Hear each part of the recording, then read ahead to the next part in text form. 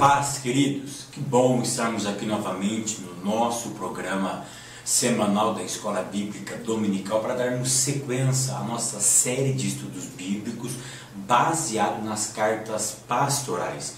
E hoje nós chegamos à lição de número 7. A lição de número 7 ela tem como título Eu sei em quem tenho crido. E a leitura bíblica em classe se encontra na segunda epístola, na segunda carta a Timóteo, no capítulo de número 1, do verso 3 ao verso 8, e depois a gente dá um pulinho no capítulo 2, do verso 1 até o verso de número 4. Então hoje nós vamos iniciar o nosso estudo na segunda carta do apóstolo Paulo a Timóteo. Lembrando então que nós estudamos 6 aulas a primeira carta e a partir de hoje vamos iniciar a segunda carta escrita pelo próprio apóstolo e endereçada à mesma pessoa. A quem? A Timóteo. Tá? Agora essa carta aqui, Timóteo já está um pouquinho mais experiente. Timóteo ele está um pouco mais maduro. Por quê? Porque vocês lembram quando foi escrita a primeira carta? Queridos, então já tinha se passado 3 anos. Então ele escreve a primeira no ano 64, agora passou 3 anos, Paulo ele escreve novamente uma outra carta para o jovem pastor Timóteo. Mas tem um detalhe, agora nessa segunda carta a época já era outra, tá? O tempo foi passando e Paulo não estava mais na mesma situação que ele estava na primeira carta. Nessa carta, Paulo já estava na véspera da morte. Nessa carta, Paulo já estava preso. Nessa carta, Paulo tinha consciência de que a sua trajetória estava chegando ao final. Então, nessa epístola, nessa carta, Paulo dá as últimas instruções ao seu filho amado. Aqui na introdução eu quero salientar algo muito interessante, como as coisas passam em pouco tempo, ou seja, apenas 3 anos, o cenário já era outro. Como as coisas na vida às vezes passam tão rápido, de um ano para o outro, a mudança se torna drástica. E isso estava acontecendo na vida do apóstolo Paulo agora. Paulo, ele estava mais perto da morte. E ele tinha consciência disso. Ele sabia que essa prisão, que esse cárcere seria o último da sua vida. Então, baseado nessa consciência, baseado nesse saber que Paulo tinha, Paulo então, inspirado pelo Espírito Santo, ele escreve ao jovem Timóteo. Depois de 3 anos, ele escreve novamente para Timóteo, para encorajar Timóteo, para dar ânimo a Timóteo e para relembrar um pouquinho da sua trajetória para esse jovem pastor Timóteo. Aqui na introdução eu quero salientar que o nosso autor escreveu muito bem. A prisão é lugar que destrói a fé e a esperança de muitos. Mas eu quero salientar o seguinte, mas com Paulo aprendemos que não são os lugares que fazem as pessoas e muito menos as situações, mas o que nos faz diferente é a nossa comunhão com o Eterno, que determinará as nossas atitudes. Então eu vou repetir, eu vou pegar uma frase da nossa introdução que diz o seguinte: a prisão é o lugar que destrói a fé e a esperança de muitos.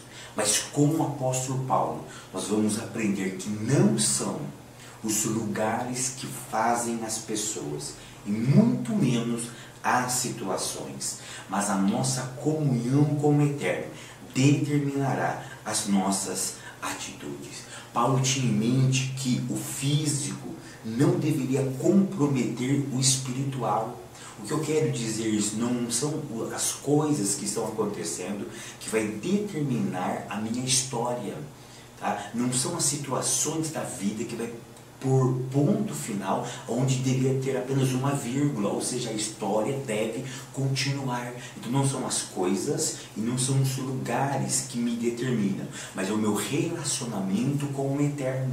Então isso Paulo vai mostrar agora para Timóteo. Paulo já estava na véspera da morte, mas Paulo queria mostrar isso para esse jovem Timóteo, para o jovem pastor que ele tanto amava e que lhe pediu para que estivesse na igreja de Éfeso. Tá? Então leve isso para a sua classe, querido, que não são as coisas, os lugares e a situação que nos fazem, mas o nosso relacionamento com o Eterno. Então agora o apóstolo Paulo, ele faz um balanço de sua trajetória e aproveita para despedir de Timóteo e faz suas últimas exortações. Tá? Antes de nós entrarmos no tópico de número 1, eu quero comentar um pouquinho sobre o verso de número 1 com vocês. Queridos, antes de nós entrarmos no primeiro tópico, vamos observar o verso de número 1. O verso de número 1 diz assim: Paulo, apóstolo do Messias, Jesus, pela vontade de Deus. Eu quero salientar aqui o seguinte, que isso é algo repetitório. Paulo sempre repetia essa mesma frase. Ele repete isso em outras 4 cartas. Mas eu faço uma pergunta para os irmãos, para as irmãs. Por que Paulo repete isso e sempre repetia essa mesma frase? Eu cheguei a algumas conclusões que eu quero compartilhar com vocês no início dessa aula. A primeira coisa que eu aprendo, Paulo estava nos ensinando que mesmo no final de sua vida, ele nunca tinha esquecido o dia que mudou a sua história. Que dia foi isso? O caminho de Damasco. O caminho de Damasco ficou marcado na vida de Paulo. Paulo, se ele estivesse aqui hoje, ele nos diria, para mim e para você, tenha um momento inesquecível com Deus, como eu tive. Todo cristão precisa ter uma marca registrada da sua vida e do seu ministério. Tá? Uma outra coisa que eu aprendo com essa expressão, que Paulo sempre alimentava a sua mente da promessa de Deus. Se Paulo estivesse aqui, ele diria para mim e para você, olha, alimente sempre sua mente da promessa de Deus. Nutre ela. Relembre aquilo que Deus sempre falou para ti. Era isso que Paulo estava dizendo. Ele estava se alimentando do passado. Ele estava se alimentando de palavras ditas pelo próprio Deus para a sua vida. Uma outra coisa que eu aprendo com Paulo aqui, que a terceira coisa que eu aprendo, se Paulo estivesse aqui, ele nos diria para nós, não se canse de repetir suas experiências. Porque Paulo era repetitório, porque Paulo, entre aspas, parecia que era cansativo. Não, ele não era cansativo. Ele queria que as pessoas entendessem que as experiências que ele teve mudou a sua história. Então Paulo nos ensinaria da seguinte forma, não se canse de repetir suas experiências, até que as pessoas compreendam e vivam o melhor de Deus em suas vidas. Tá?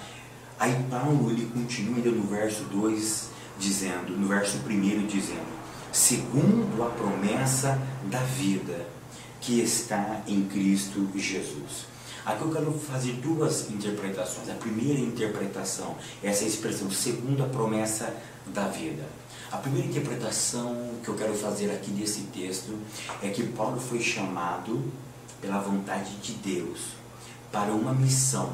E aí ele explica essa missão, segundo a promessa da vida. Promessa é aquilo que alguém diz para alguém que irá acontecer em um tempo determinado. Então o que falaram para Paulo? Que Paulo levaria, através do Evangelho, vida para quem? Para os gentios. É isso que o texto está querendo dizer.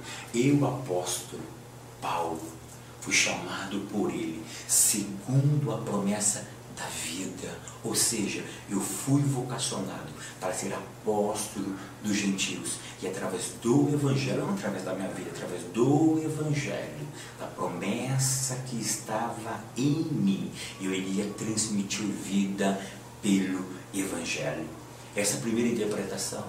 A segunda interpretação que eu quero fazer aqui nesse momento é que Paulo, já nas vésperas da morte, ele tinha consciência de que o chamado dele para o caminho de Damasco não estava preso a esta vida, não estava preso à labuta terrena, mas isso tinha alcance eterno. A promessa da vida era da seguinte forma: Paulo, você foi chamado para ser meu apóstolo aqui nessa terra, mas tem um detalhe: a promessa que eu faço para você não vai produzir vida somente aqui, mas para toda a eternidade.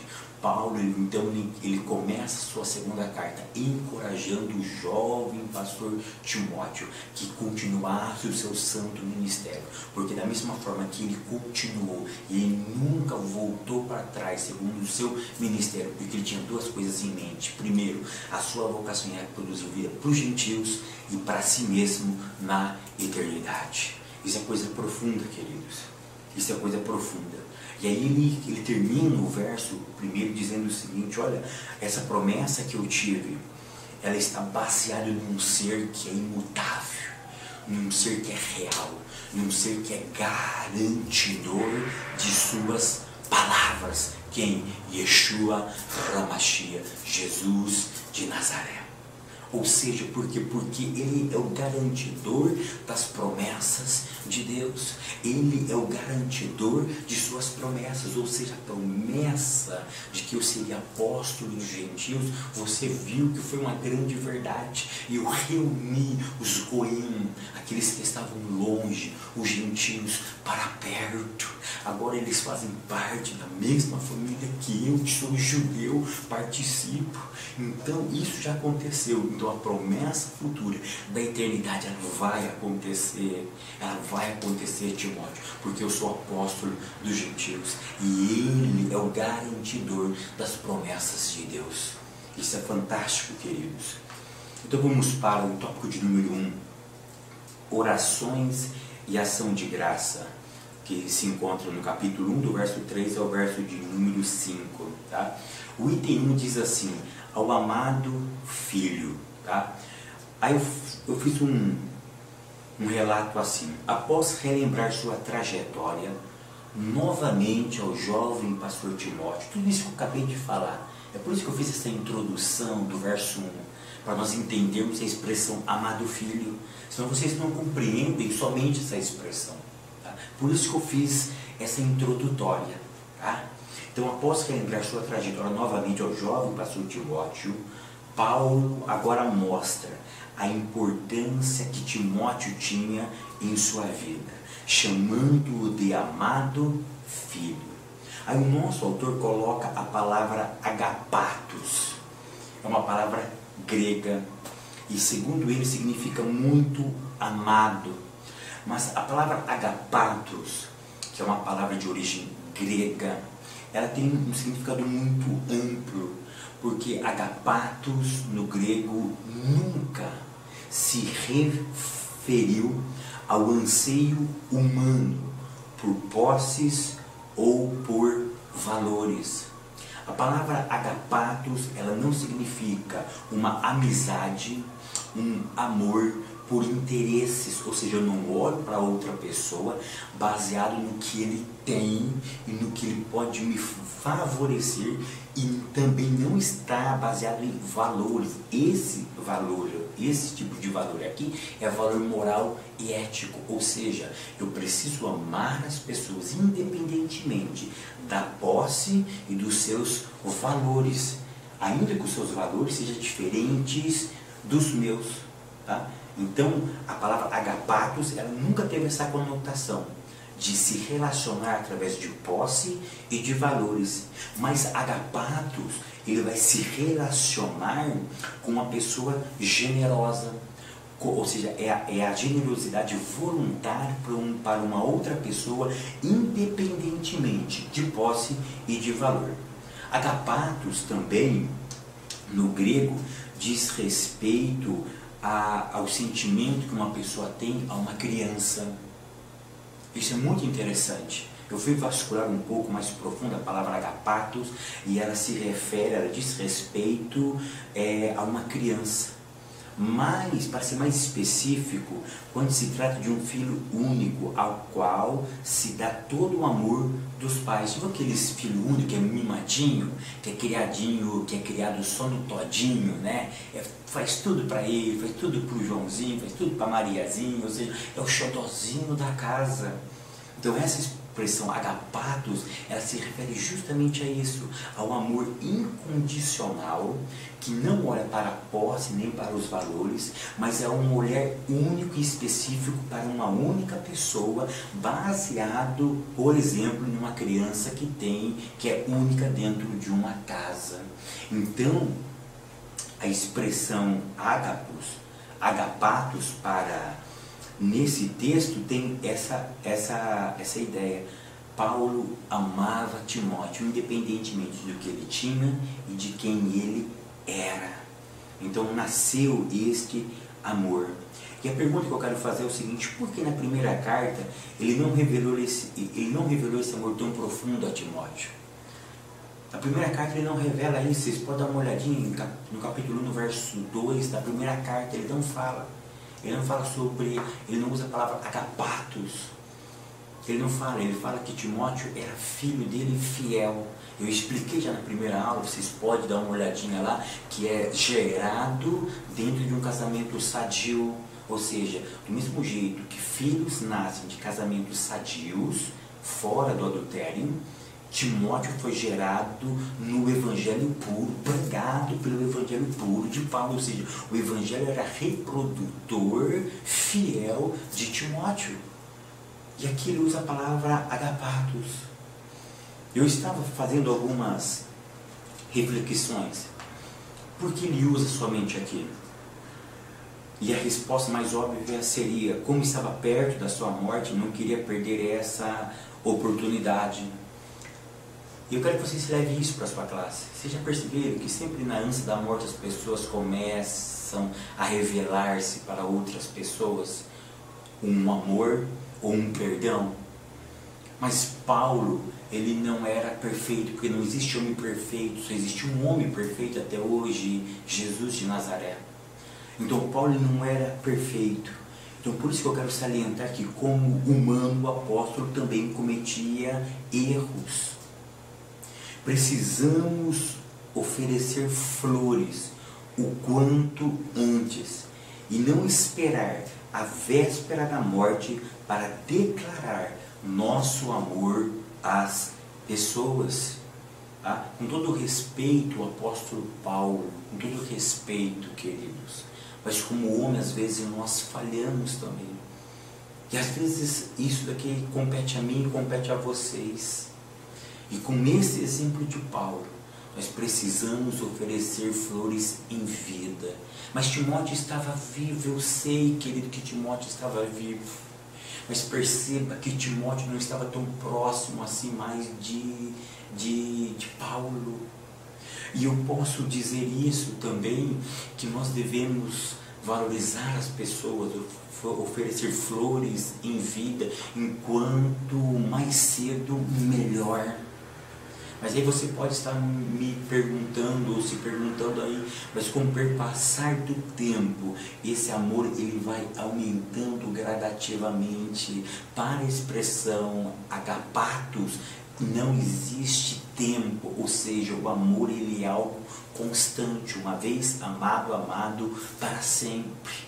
Porque essa ideia de que ele é algo evolutivo é uma ideia humana, porque está baseado na posse e nos valores. Mas a palavra agapatos, ela não possui a ideia de posse e nem de valores. Vocês viram que eu defini isso no começo? Então isso nós temos que perceber. Então com essa atitude de Paulo, eu aprendo o seguinte: eu preciso amar mais cedo. Eu preciso declarar amor às pessoas mais cedo. Mas se ele me trair amanhã, e se ele me trair depois, não importa. Não está baseado na posse e nem nos valores. Eu preciso amar essa pessoa. Tá bom? Uma segunda ideia que o nosso autor trabalha aí, oração. Quando Paulo diz: dou graças a Deus. a quem desde os meus antepassados sirvo com uma consciência pura, de que sem cessar faço menção de ti, Timóteo, em minhas súplicas de dia e de noite. Uma outra coisa linda que Paulo demonstra aqui para Timóteo, que ele amava tanto Timóteo, que esse amor não estava baseado em posse e em valores. Ele fazia orações constantemente para a vida de Timóteo. E algo que eu quero só salientar, uma curiosidade, quando Paulo usa a expressão eu oro por você. Se fosse no Brasil nós falava dia e noite, mas Paulo usa uma outra linguagem, noite e dia. Tá? A explicação que eu vou dar aqui eu não encontrei em alguns comentaristas, tá? Porque a maioria dos comentaristas tem a visão helenística. Paulo era o que? Judeu. Lá no relato de Gênesis diz o que? Tarde e dia, ou seja, noite e dia. É muito interessante isso, porque Paulo tinha a mente judaica. Então é por isso que ele diz, olha, eu faço oração por você de noite e de dia, ou seja, de tarde e de dia.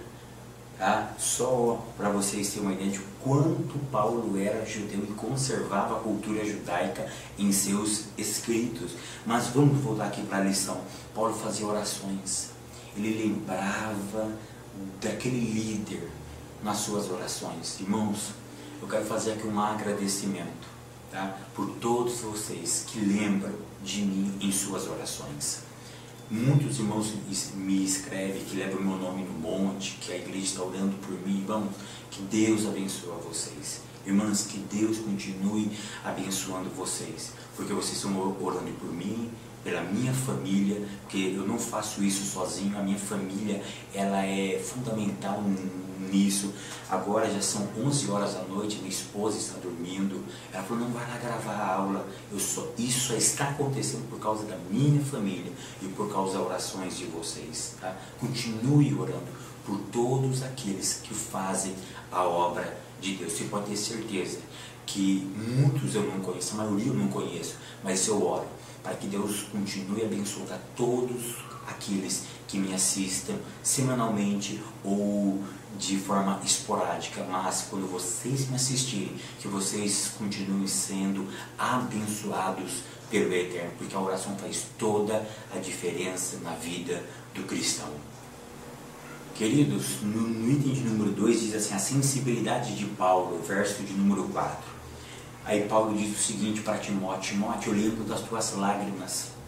Só uma observação, essas lágrimas aqui não está mostrando a fragilidade de Timóteo, não está mostrando a covardia de Timóteo, estava mostrando o que? A comunhão que ambos tinham, ou seja, estava mostrando o que? Timóteo, estou lembrando daqueles momentos que você desabafava comigo, que nós mantínhamos uma comunhão, e eu estou ansioso, é isso que ele diz, estou ansioso por ver-te. Por quê? Porque ele queria voltar a essa comunhão, porque sempre quando tinha aquele jogo de palavras, Timóteo desabafava para Paulo, o que acontecia no final? Alegria, uma palavra de ânimo. É por isso que ele queria, para que eu transborde de alegria. Por quê?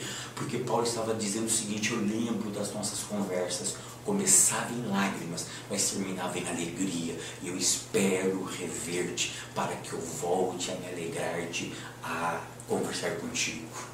Que interpretação linda é essa, queridos?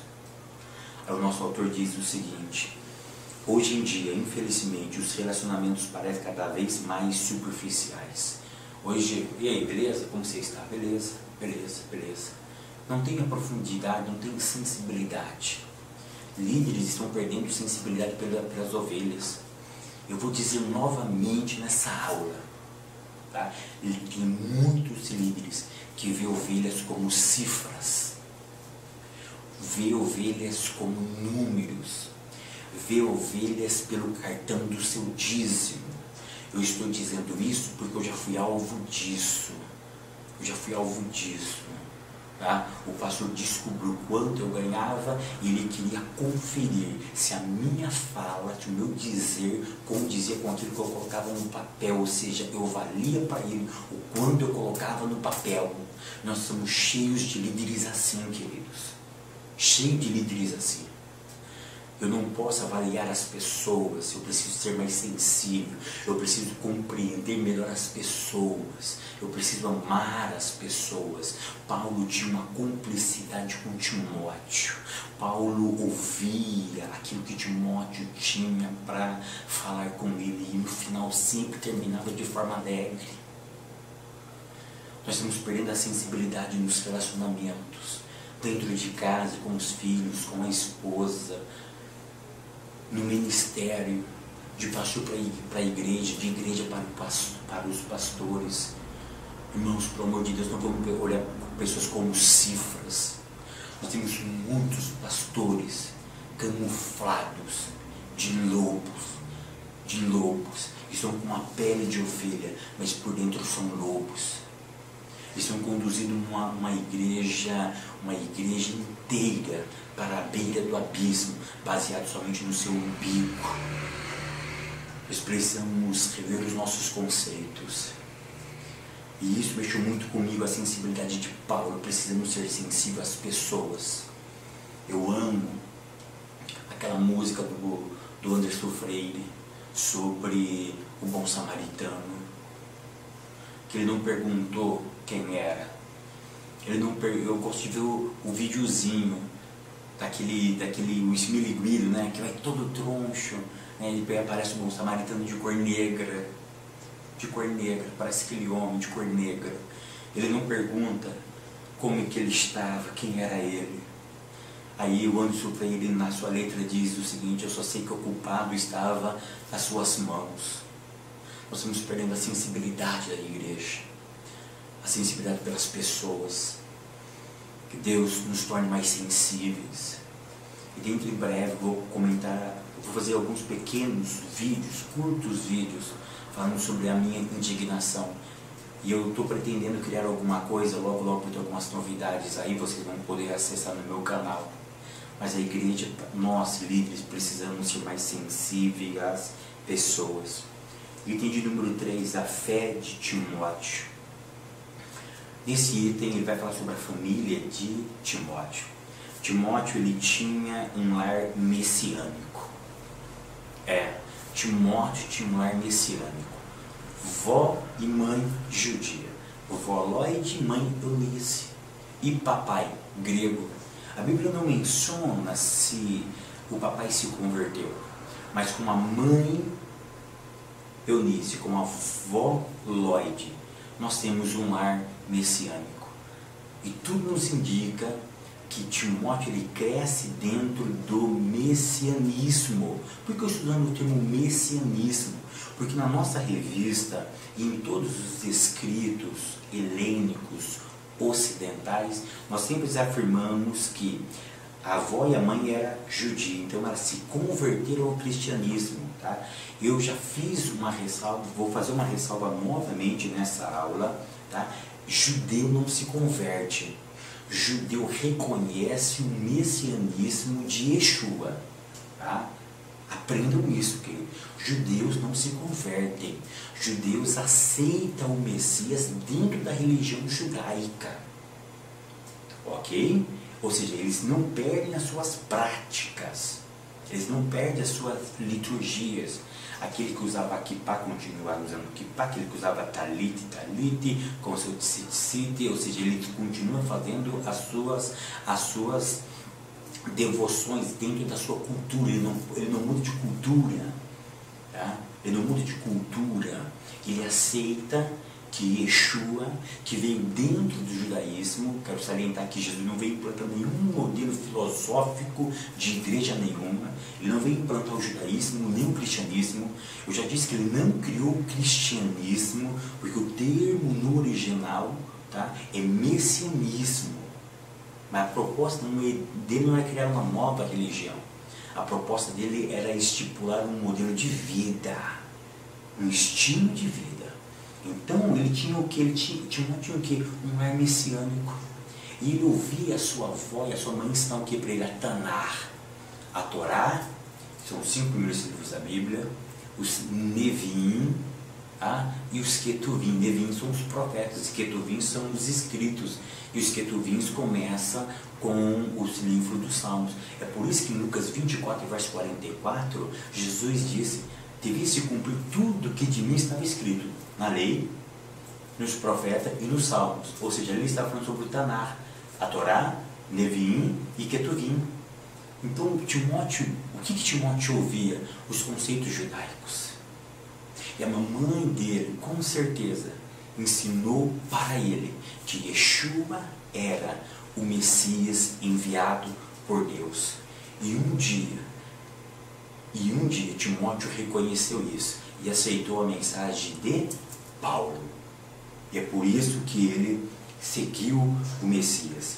Com isso, qual é o maior ensinamento prático que nós devemos levar para a igreja? Que o culto cristão começa na onde? Em casa.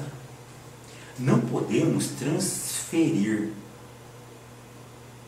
a totalidade da responsabilidade da educação dos filhos à igreja. Eu não posso transferir a educação dos meus filhos para a igreja.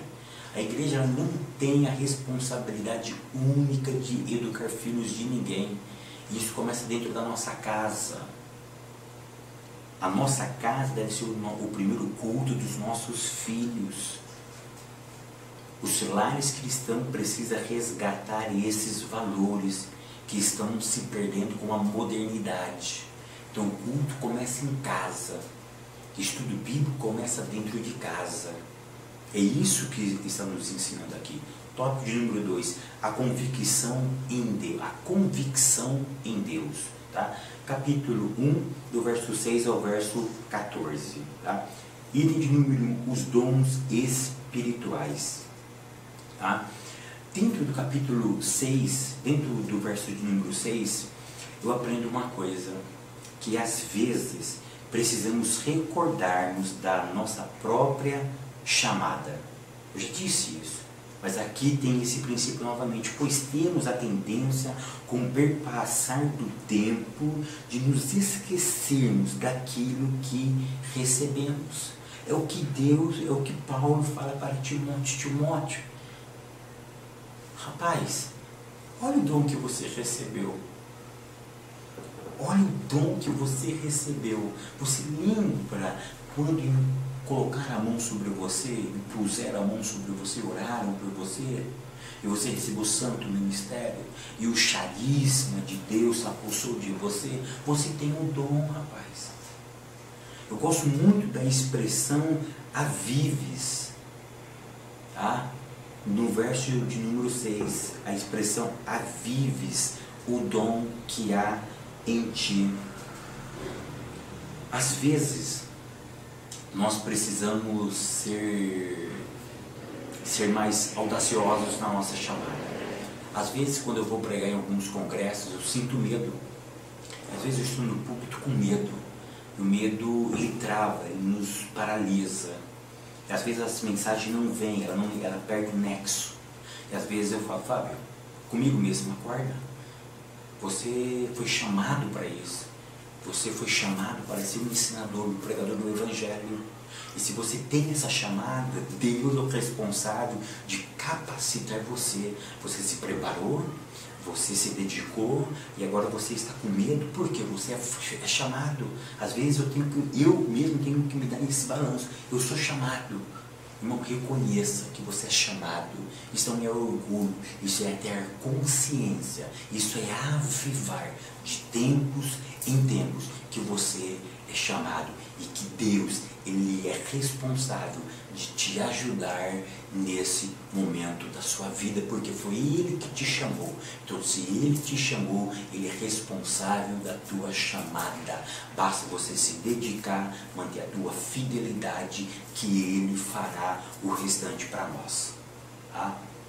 Uma outra coisa que o autor fala aqui sobre a imposição de mãos. Né? Hoje está uma palhaçada com isso. Né? Hoje está uma palhaçada. Eu vou comentar, vou gravar alguns vidinhos mais polêmicos. Está uma palhaçada na internet esse negócio, tá? Mas é bíblico, a imposição de mãos. O que não é bíblico, ele se cai, cara. Essa palhaçada que está tendo aí. Fala que é avivamento, fala que é poder do Espírito, não é. É meninice. Tá? É carnalidade. Em alguns casos é demoníaco. Tá? Item de número 2. Espírito de fortaleza, de amor, de modernidade, no verso de número 7. Tá? O que eu quero salientar nessa parte aqui é o seguinte. Tá? Que talvez Timóteo estava com um pouco de medo. Aí Paulo diz, rapaz, você lembra da tua chamada. E aí ele chega no verso 7, e ele ensina o que para o apóstolo, para Timóteo? Que o talento, que o treinamento e que a experiência não pode substituir o poder do Espírito Santo. Somente o agir do Espírito Santo nos fará vitorioso. Então ele fala sobre a fragilidade, para que ele avivasse na sua mente o seu chamado, mas ele diz para ele, rapaz, tem um detalhe, não basta o seu talento, não basta o treinamento, e nem a tua experiência pode substituir, isso é válido, mas não pode substituir o poder do Espírito na tua vida. O dínamo, a unção, a glória dentro de você, talento, treinamento e experiência não pode substituir o agir do Espírito na sua vida.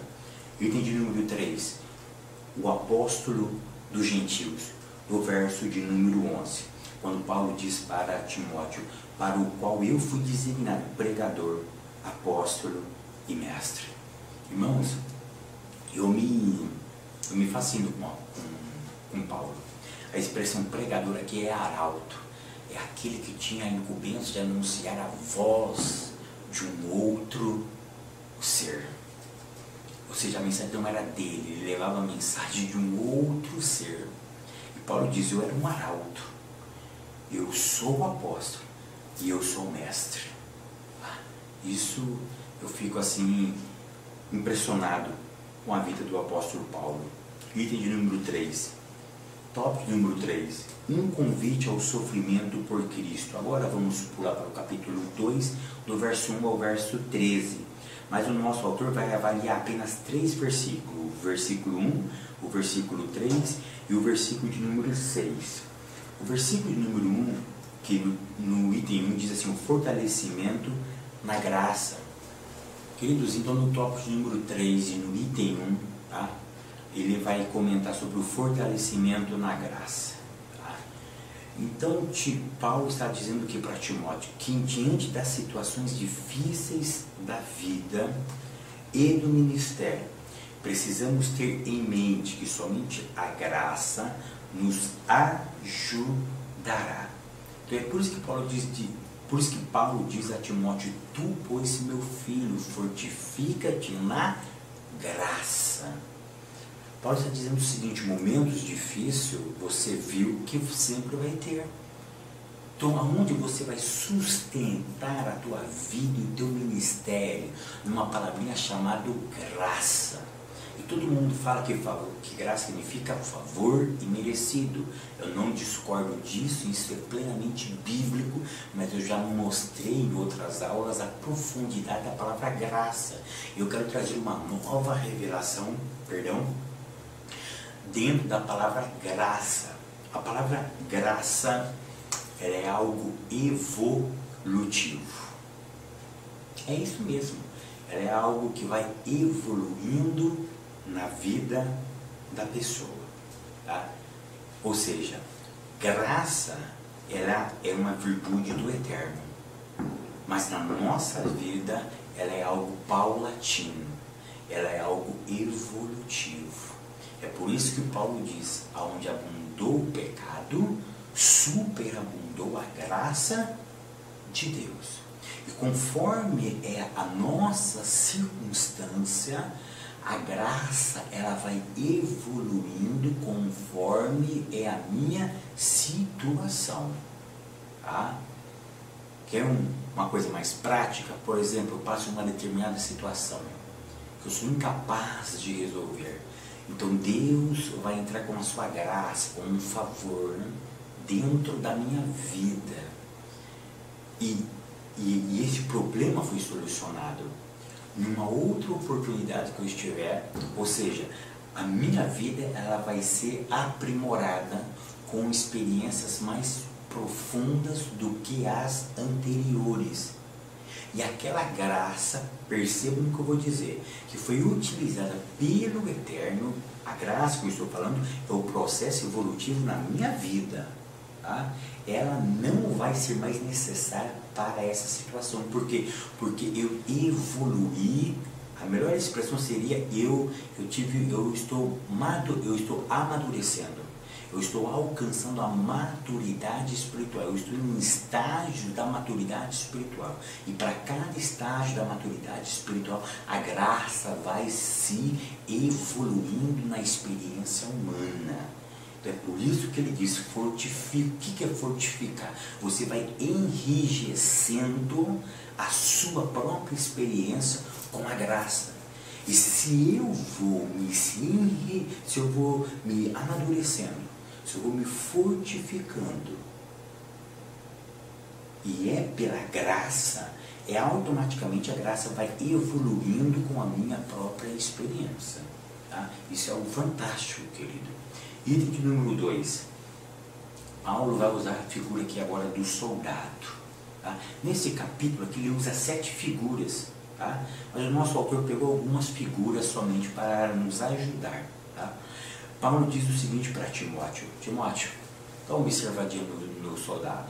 Seja como um soldado, rapaz, nessa luta que você vai lutar por mim. E por que ele usa o soldado? Presta atenção. A metáfora do serviço militar, ou a metáfora do soldado, não se refere à conquista, porque quando nós pensamos em soldado, nós pensamos o que? Em guerra e em vitória. Não, a ideia de Paulo não está aqui na vitória. Não.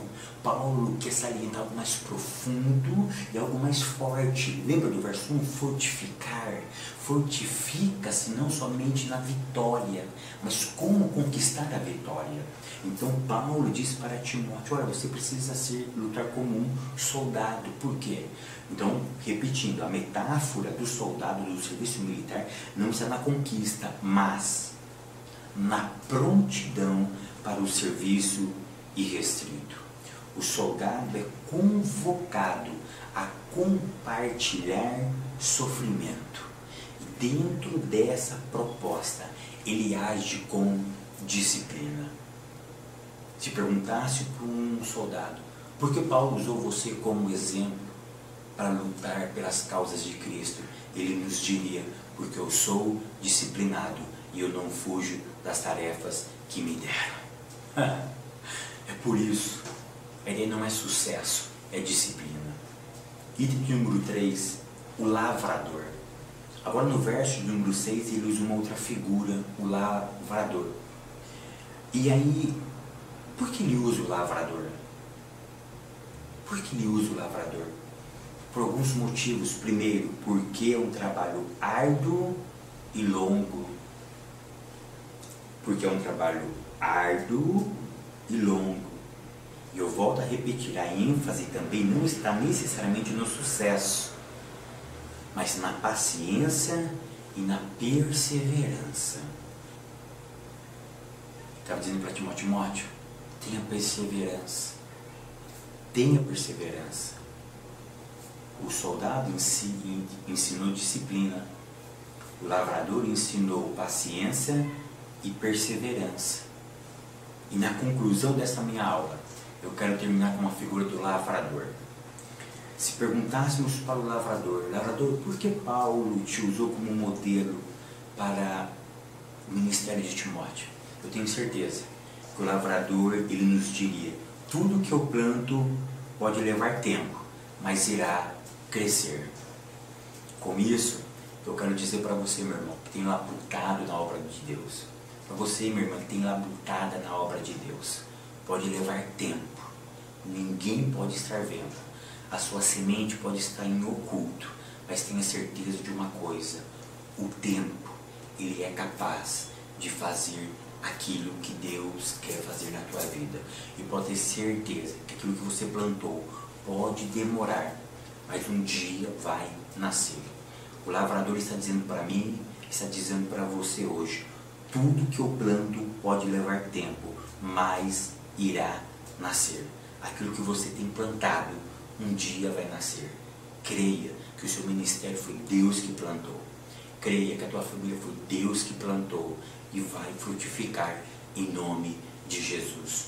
Por quê? Porque eu sei em quem tenho crido. Vocês também sabem em quem vocês têm crido. Irmãos, irmãs, que Deus continue abençoando a vida de vocês. Que essa palavra fique enraizada nos vossos corações. E que vocês se levem isso para classes de vocês. Que vocês tenham uma aula abençoada e impactada pelo poder do Espírito Santo. Amém? Até semana que vem, querendo Deus.